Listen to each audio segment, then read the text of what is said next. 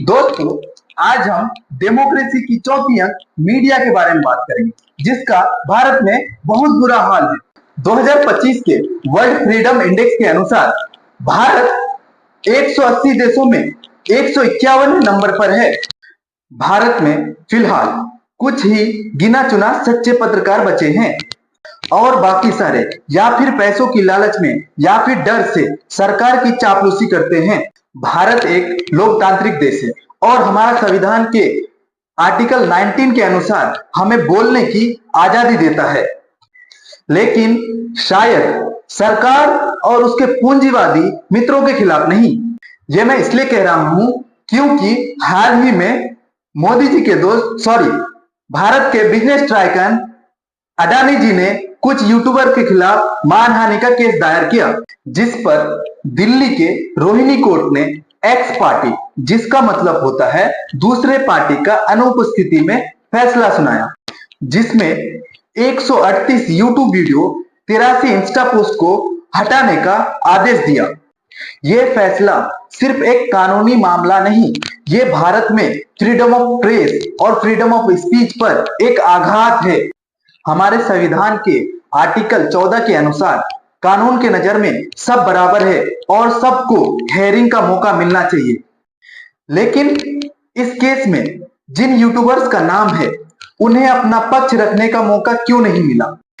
इन YouTubers के पक्ष को सुने बिना उनका वीडियो हटाने का ऑर्डर क्यों दिया गया?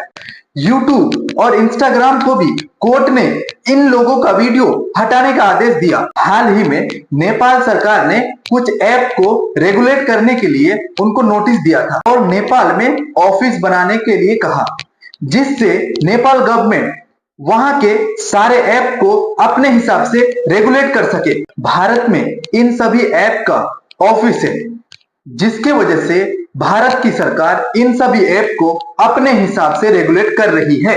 मीडिया तो पहले से बिकी हुई है, लेकिन क्या अब हमें सोशल मीडिया का इस्तेमाल भी सरकार के हिसाब से करना पड़ेगा? भारत में सोशल मीडिया को सरकार कंट्रोल करती है। अब सिर्फ हमें वही कंटेंट देखने मिलेगा जो सरकार चाहती है।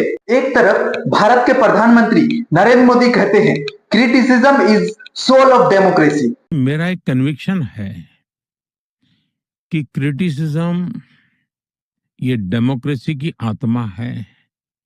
मैं सभी नौजवानों से कहना चाहूंगा। लेकिन अगर कोई सरकार के किसी भी फैसले का विरोध करे तो उसका वीडियो ऐसे ही सेंसर्ड हो जाता है, उसका अकाउंट बैन हो जाता है या फिर उसका अकाउंट रेस्ट्रिक्टेड कर दिया जाता है, या उसे जेल भेजकर उसके आवाज को दबाने की कोशिश करते हैं, या फिर उनका हाल भी इन पत्रकारों जैसा हो जाता है।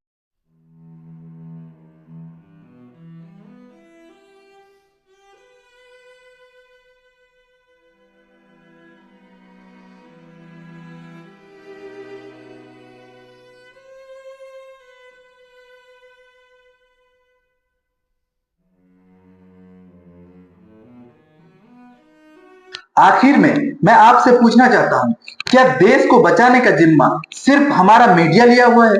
आप कब बोलेंगे? अपने हक के लिए आप कब बोलेंगे? क्या आप उस वक्त का इंतजार कर रहे हैं जब आपके साथ कुछ बुरा हो? क्या पता आप उस वक्त अपने लिए बोलने लायक ना रहो।